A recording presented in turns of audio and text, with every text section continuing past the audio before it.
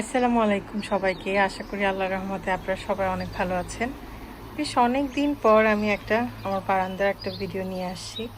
এখন আসলে সেভাবে ভিডিও করা হয় না, ভীষণ ব্যস্ততার মধ্যে থাকি। তারপরেও অনেক কিছু আসলে করেছি মাঝে। একটা একটা করে দেখাচ্ছি, বাট আমি যে এই স্পিনেচগুলো অনেক ছোট ছোট একদম বেবি ছিল। এগুলো গতবার একদম সামারের এন্ডে করেছিলাম। এখন দেখেন মাশাল্লাহ কত বড় বড় হয়ে গেছে। এগুলো হচ্ছে চার্ট, যেটা সুইস চার্ট, সেটা। এর আগের বার আমি করেছিলাম যেটা স্পিনেচ, সেটা করেছিলাম লং স্পিনেচ, ওই আমাদের দেশি পালং শাকের মতো। দেখিয়ে ফেলি, এগুলো হচ্ছে আমার গ্লাডিওলাসের চারা, যেটা ওইখানে আঙুরের পটটাতে ছিল, বাট আমি ট্রান্সপ্লান্ট করে এইখানে লাগিয়ে দিয়েছি। এগুলো বড় হচ্ছে আস্তে আস্তে। এইখানে এই বক্সটার ভিতরে আমার কিছু দেশি শিমের বীজ দিয়ে আমি এরকম দিয়ে রেখেছি জার্মিনেট হওয়ার জন্য। জানি না হবে কিনা, ভিজিয়ে রেখেছিলাম, তারপর মাটিতে ট্রান্সপ্লান্ট করে দিয়েছি। এগুলো আমার বেগুনের চারা। এগুলো হচ্ছে বাড়ি বেগুন, দেশ থেকে গার্ডেন সিডসের ওনাদের কাছ থেকে বীজ আনিয়েছিলাম। বাড়ি বেগুনটা বেশ ভালো করে হয়েছে। এখানে আছে এটা লতা বেগুন, এটা এখন ট্রান্সপ্লান্ট করা হয়নি। এটা বাড়ি বেগুনের আরও বেশ কয়েকটা চারা ট্রান্সপ্লান্ট আসলে মানে পটেও কোলাচ্ছিল না। এখানে হয়তো প্রায় 10টা কয়টা আছে, কাউন্ট করিনি। আর এখানে যে চারটা আছে, এই চারটা হলো গ্রিন বল যে বেগুন, সেটার চারটা চারা করতে পেরেছি। বাট লতা বেগুন এটা হচ্ছে লতা বেগুনের একটাও করতে পারিনি এখনো।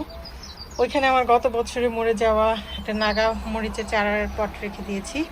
আমার ডালিম গাছগুলো দেখেন, ডালিম আনার যেই নামেই চেনেন। এটা আসলে আমি ফ্রুট হবে কিনা কোনোদিন জানি না। আমাদের যে দেশি আনারটা গোলাপি গোলাপি যেটা হয় ভিতরে, লালটা না গোলাপি হয় যেটা ভেতরে, বাহিরের স্কিনটা অনেকটা লাইট গোলাপি হয়, ভীষণ মিষ্টি হয় সেটার।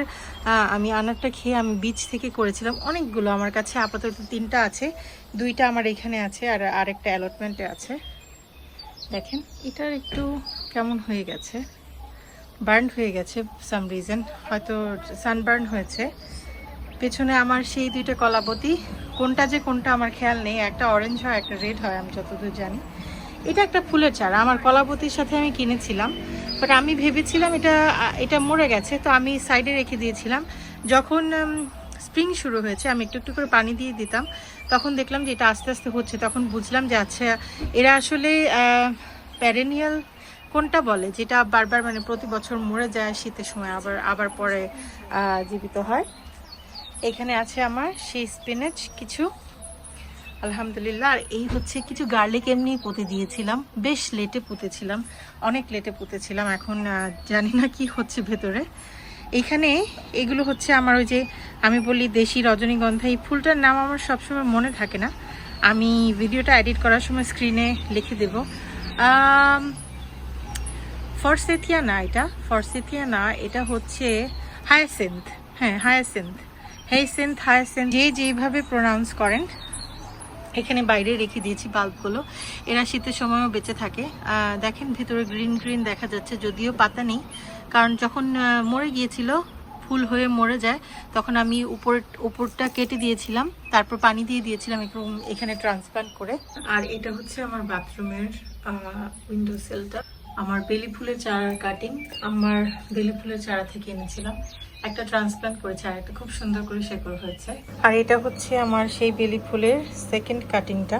দেখেন এখানে আমার একটা অর্কিডের চারা আছে, আর এইখানটাতে আমার সেই ম্যাডাগাস্কার জেসমিনের চারা। এটাতে কিছু কিছু কয়েকটা ফুলের কুড়ি আসছে, এখনো ওগুলো ডেভেলপ হয়নি।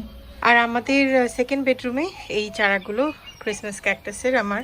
এটা আমার বাথরুমে ছিল। আমরা আসলে ফ্ল্যাটে থাকি, সেজন্য আমাদের শাওয়ার রুম আর টয়লেট আলাদা আলাদা, তো বাথরুম বলতে আমি শাওয়ার রুমকেই বোঝাচ্ছি। এটা আমার শাওয়ার রুমে ছিল, অনেক বড় হয়ে গিয়েছিল, আমি বেশ ব্রুটালি প্রুনিং করে দিয়েছি।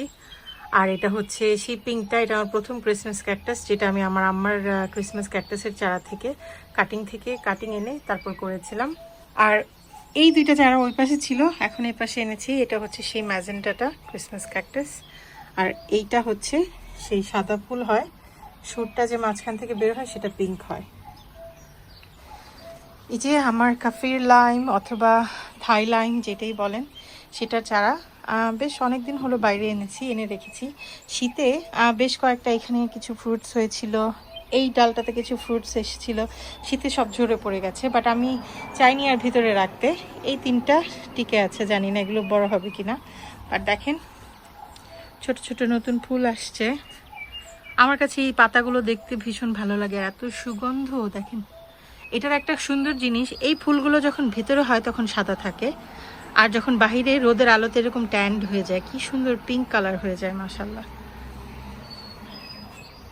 ওইখানে দেখেন আমার আঙুরের প্ল্যান্টারটাতে একটা চারা, জানি না পাতাগুলো এরকম লাল হয়ে কেন গেছে, কোনো একটা পুষ্টির অভাবে হয়তো। এটা হচ্ছে আমার চেরি, স্টেলা চেরি, একটা সেলফ পলিনেটিং হয়, পার্শিয়াল শেডেও হয় আমার বারান্দা। সেটাই আমার বারান্দায় ম্যাক্সিমাম 5 ঘন্টা রোদের আলো আসে, এর বেশি না। তো সেলফ পলিনেটিং যেহেতু, একটা চেরি প্লান্ট এনে লাগিয়ে দিয়েছি, কারণ আমি ভাবি যে একটা ফ্রুটের গাছ থাকা উচিত আমার বাগানে।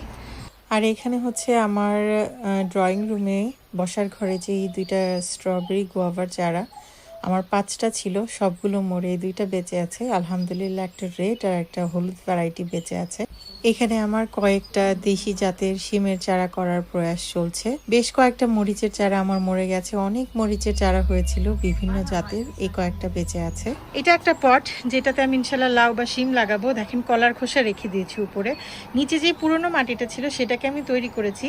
আমি কিছু সবজির খোসা দিয়ে গত বছর থেকে একটা মাটির লেয়ার দিয়ে সবজির খোসা দিয়ে পানি দিয়ে আমি একটা কম্পোস্টের মতো তৈরি করেছি। সেই কম্পোস্ট দিয়ে ওইটা রেডি করেছি পটটা, উপরে জাস্ট নতুন মাটি দিব। আর এটার উপরে একটা ডিমের যে ক্রেটগুলো থাকে ওটার মধ্যে কলার খোসা শুকাতে দিয়েছি।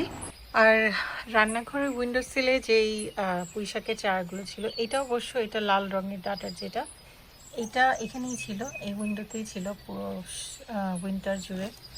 এইটা রান্নাঘরে ছিল, এই 2টা রান্নাঘরে ছিল, এই 2টাও লাল ডাটার, এটা আবার সবুজ ডাটারটা। এটা আমার একদম সবচেয়ে পুরনো যেটা, এটা এর 4র্থ বছর আলহামদুলিল্লাহ বেঁচে আছে, বাট এটাতেও দেখা যাচ্ছে ফুল চলে আসছে। এটা আরেকটা নতুন, এটা মনে হয় 2 বছর যাবত, গত বছর ছিল। আর এই চারাটা যেটা থেকে অনেক বীজ হয়ে গিয়েছিল, এটাও এই রুমের উইন্ডোসিলেই ছিল, আমার বেডরুমের উইন্ডোসিলে। তো এই হচ্ছে আমার পুঁইশাক যেগুলো, এটা এই 2টা, আর এটা ছিল আমার রান্নাঘরে, এখানে এনে রেখেছি। কারণ রান্নাঘরের উইন্ডো সিলে এখন আমি লাউ শিম এগুলো চারা যখন বীজ থেকে শেকড় হবে ট্রান্সপ্লান্ট করে ওখানে রাখবো, যেন জুনে আমি অ্যালটমেন্টে নিয়ে লাগাতে পারি। এখানে আমার আরও অনেকগুলো চার্ড, এটা রেনবো চার্ডের একটা, শুধু ইয়েলোটাই আমার কাছে হয়েছে, রেড বা অন্য কোনো কালারই হয়নি। দেখেন মাশাআল্লাহ স্পিনেচগুলো কি যে সুন্দর। এই পট, ওই পটটা, এইটা, আর এইখানে দেখেন আরেকটা পট যেটাতে স্পিনেচ, এগুলো আমার গত বছর থেকেই হয়েছিল। এগুলো সব ইনশাল্লাহ এগুলোতে লাউ আর শিমের চারা যাবে। আর এই পটটা দেখেন, এখানে স্পিনেচগুলো গত বছর থেকেই ছিল, আমি পাতা অনেকবার হারভেস্ট করে খেয়েছি, বাট এত সতেজ স্পিনেচের পাতাগুলো মাশাল্লাহ, আর এত বড় বড়, খেতেও ভীষণ মজা। আসলে নিজের করা একদম অর্গানিক স্পিনেচ খুবই মজা লাগে খেতে। এই পাতাটা দেখেন কত বড় হয়ে গেছে, আজকে হারভেস্ট করব ইনশাল্লাহ, একটু পানিও দিয়ে দিব। আর লাস্টলি আমার সেই পাম, এটা সারা বছর বারান্দাতেই ছিল মাশাল্লাহ। দেখেন কি যে সুন্দর করে এই যে নতুন পাতা হচ্ছে, একটু যেখানে এই যে এই কর্নারটাতে ছিল যেখানে আমার বেগুনের চারাগুলো, যেন শীতে নষ্ট না হয়ে যায়। নিচের একটা পাতা, 1-2টা পাতা নষ্ট হয়েছিল ঠান্ডায়, বাট দেখেন মাশাল্লাহ কি যে সুন্দর করে নতুন করে হচ্ছে। আমার এত ভালো লাগে এই চারাটা, এই গাছটা আমার বারান্দাটার সৌন্দর্য অনেকটা বাড়িয়ে দিয়েছে। তো আজকে আমার ভিডিওটা অনেক বড় করে ফেললাম, এই পর্যন্তই। অনেক কিছু দেখালাম আসলে ঘরে বাহিরে কি হচ্ছে। আশা করি আপনাদের কাছে ভালো লেগেছে। আমাদের জন্য দোয়া করবেন, আপনাদের জন্য অনেক দোয়া রইল। আসসালামু আলাইকুম।